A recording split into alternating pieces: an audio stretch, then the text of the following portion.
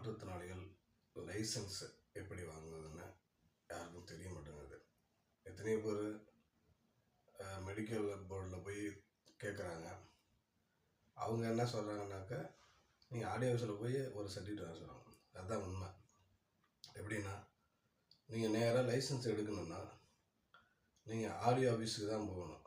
Audio ஆஃபீஸில் போய் நீங்கள் அவங்கள்ட்ட லைசன்ஸை நான் எடுக்க போகிறேன்னு சொன்னீங்கன்னா அவங்க ஒரு லெட்டர் பேடு கொடுப்பாங்க. அந்த லெட்டர் பேடை எடுத்துகிட்டு போய் நீங்கள் மெடிக்கல் போர்டில் கொடுக்கணும். மெடிக்கல் போர்டு எங்கே இருக்குன்னா, உங்கள் மாவட்டத்தில் பெரிய ஆஸ்பத்திரி எங்கே இருக்கோ அங்கே தான் இருக்கும். அங்கே நீங்கள் விசாரித்து அந்த மெடிக்கல் போர்டில் அந்த சர்டிஃபிகேட்டை கொடுக்கணும். அந்த சர்டிஃபிகேட்டை கையில் கொடுத்தீங்கன்னா அவங்க ஒரு 2 லெட்டர் மாதிரி எழுதி கொடுப்பாங்க. அதை எடுத்துகிட்டு போய் என்ன செய்யணும் அப்படின்னா, அந்த பெரிய ஆஸ்பத்திரியிலேயே கண் செக் பண்ணுறதுக்கு டாக்டர் இருப்பாங்க. அதை செக் பண்ணிவிட்டு செவித்திறன் கேட்பாங்க. செவித்திறனை நம்ம அந்த டாக்டரையும் பார்க்கணும். அந்த டாக்டரையும் பார்த்தோன்னே கண் செக் பண்ணிவிட்டு ஒரு சர்டிஃபிகேட் கொடுப்பாங்க. செவித்திறன் செக் பண்ணிவிட்டு ஒரு சர்டிஃபிகேட் கொடுப்பாங்க.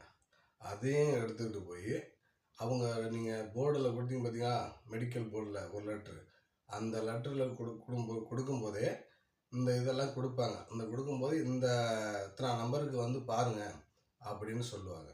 அப்போது அந்த கண் செக் பண்ணிவிட்டு காதும் செக் பண்ணிவிட்டு செவித்திறன் செக் பண்ணிவிட்டு நீங்கள் அந்த மெடிக்கல் போர்டில் அவங்க எத்தனை நம்பர் அந்த ரூம் அந்த டாக்டரை போய் பார்க்கணுன்னு சொன்னாங்களோ அந்த டாக்டர்கிட்ட போய் அந்த சர்டிஃபிகேட் அவங்க கொடுத்தாங்க பார் டாக்டர், அதை கொண்டு போய் அவங்ககிட்ட கொடுத்தீங்கன்னாக்க மறுபடியும் அவங்க நீங்கள் நாங்கள் எத்தனாம் தேதி நாங்கள் கூப்பிடுவோம் அப்படின்னு சொல்லி உங்களை அனுப்பிவிடுவாங்க.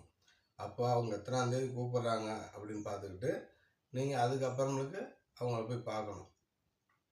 அவங்கள போய் பார்த்தீங்கன்னா அவங்க அப்புறம் என்ன சொல்கிறோம் அப்படின்னு சொல்லிட்டு சொல்லுவாங்க.